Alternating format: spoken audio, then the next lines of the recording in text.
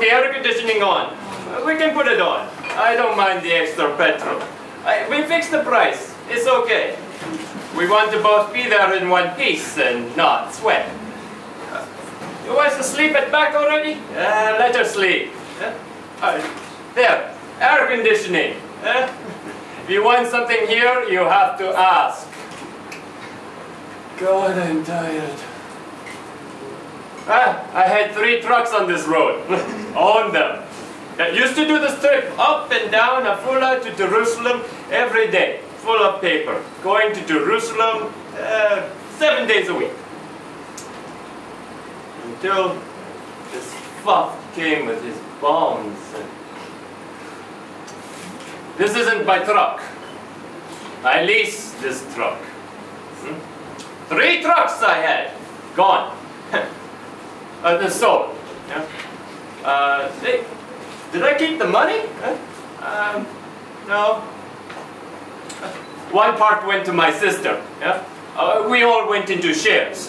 One part went to my sister. She bought a new leg for her son, artificial. One part went to my cousin. He opened a grocery store. It's closed now. One part went back to me. I eat and drink. No, I didn't keep the money. That's why I'm sitting here in this truck that I don't own, driving you. I'm driving one time, this load of newsprint to Ramallah. I stop at the border guard, the Palestinian. He says, "Who are you?" I tell him. This is at the end. I say, "Okay." Because my Arabic's no good. Because I grew up in Jerusalem. He takes my ID card and he says, "Get out." So I get out. He says, "Are you Jewish?" I say, "Well, you have my ID card. It's in Arabic. Read that." He says, "Are you Jewish?" I say, "I'm Ali." He says, "The IDF killed my brother. You are going to die for him." And he takes out his gun and puts it right here, right on my eyebrow.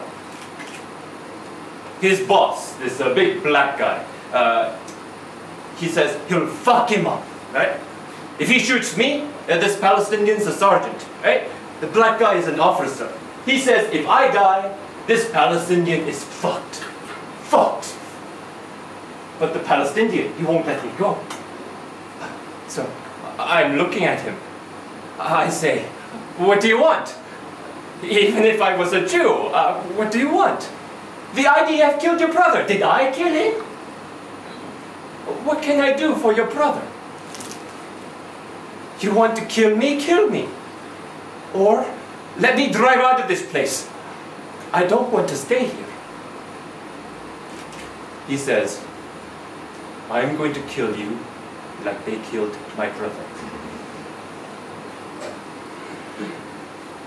You're not leaving this place."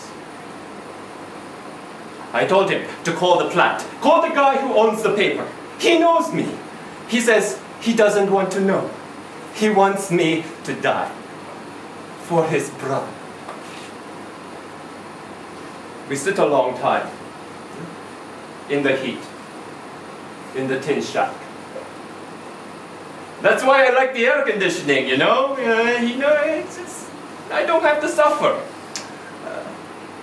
Anyway, the black boss, he takes him away, says he'll hold my ID for safekeeping. He comes back to me, the boss, and he says, "You're Jewish?" I say, "Do I look Jewish?" He says, "You both look Jewish to me." I say, can I have my ID? I'll wait in the truck for you to get through. Yeah, the black guy says. You wait in the truck. I was out of there, you know. Tore up the titles, never went anywhere near there again. No, one more time. A special favor to my boss.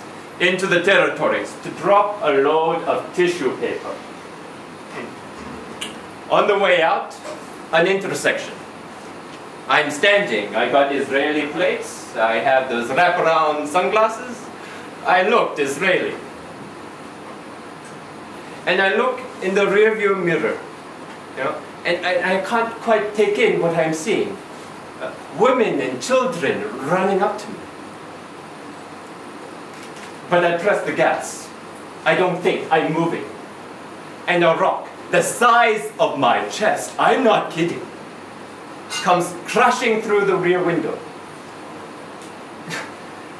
If I didn't press the gas, okay, it wouldn't have killed me, but it would have crushed my arms and my ribs. I would have lost control of the vehicle. I could have died. And for what? Who are these people? Because I look like an Israeli? But there is nothing like this country. Nothing. You go abroad and you'll miss it. I heard over here, we got the best combination of weather. The rain and the sun in Israel. There's nowhere got weather like that.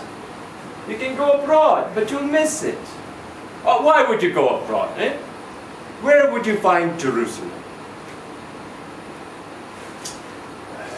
On this road right here, I was stopped once in traffic. On the other side of the road, they tied a donkey to a metal rail. You know, donkey.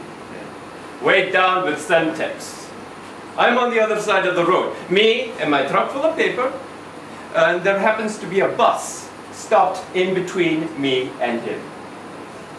But that's why you're sitting here, you know. The donkey, you know.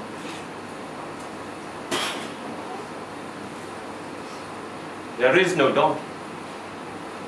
The metal railing torn 100 feet away. And the back of the bus, it was empty at the time. It caught 1,100 pieces of shrapnel. And by a miracle, I am sitting here. That bus stops a second later, a second earlier to pick somebody up. No donkey and no me. A miracle. Right, here we are, the airport. So you want to take my number? For the trip back. You know, you can call me right when you land, and by the time you're out of customs, what do you mean you're not coming back? What will you do there abroad? You don't have to wake up your wife. We can park and I'll help you unload. She's carrying a lot of weight already. Let her sleep. You're kidding me, right? This is all you have in the country? Let me do you a favor. I'll buy your stereo. Hey, you buy it off me when you come back. I don't think you'll last too long abroad in the quiet. And if you do, I'll remember you. I'll say, I knew these two Jews. You know? His girl, this nice guy and his girl.